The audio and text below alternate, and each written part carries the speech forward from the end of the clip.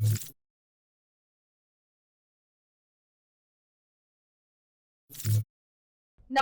હું છું પ્રિયા અને તમે જોઈ રહ્યા છો જનતા કી જાણકારી ન્યૂઝ।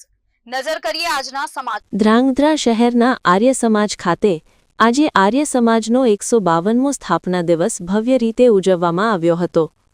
મહર્ષિ દયાનંદ સરસ્વતી દ્વારા સ્થાપિત આર્ય સમાજના વૈદિક મૂલ્યોને આજે પણ જીવંત રાખવાના સંકલ્પ સાથે કાર્યક્રમ યોજાયો હતો। આ પ્રસંગે પંચકોટી મહાયજ્ઞનું આયોજન કરવામાં આવ્યું હતું, જેમાં આચાર્ય પ્રિયેશજીની વિશેષ ઉપસ્થિતિ રહી હતી।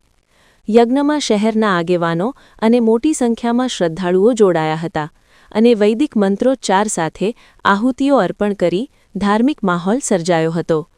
ધ્રાંગધ્રા આર્ય સમાજ છેલ્લા 82 વર્ષથી સમાજમાં શારીરિક અને આધ્યાત્મિક ઊર્જાના વિકાસ માટે મહત્વપૂર્ણ કામગીરી કરી રહ્યું છે। કાર્યક્રમ દરમિયાન સંસ્કાર, શિક્ષણ અને વૈદિક જીવનશૈલી અંગે માર્ગદર્શન આપવામાં આવ્યું હતું।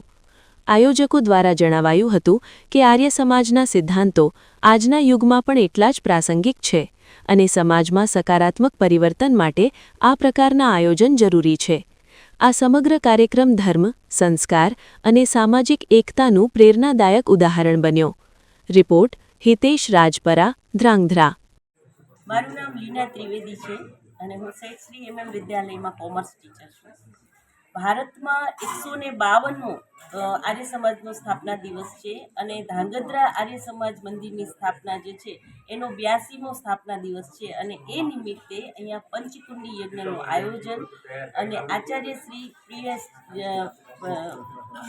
પ્રિયેશજી જે છે એમનું પ્રવચન ગોઠવવામાં આવ્યું હતું। યજ્ઞ એ આપણી વૈદિક સંસ્કૃતિ છે। યજ્ઞ દ્વારા 3 પેઢી સાથે યજ્ઞ કરે છે અને બાળકોમાં એક સંસ્કારિતાનું સિંચન થાય છે। ધ્રાંગધ્રા આર્ય સમાજની અન્ય પ્રવૃત્તિમાં આપણે જોઈએ તો 365 દિવસ અહીંયા દરરોજ સવારે યજ્ઞ કરવામાં આવે છે, સાંજે 5 થી 6:30 સાંઘિક રમતો બાળકોને શીખવામાં આવે છે। એટલે સાચા અર્થમાં કહીએ તો આર્યવીરો અને આર્ય વીરાંગનાઓનું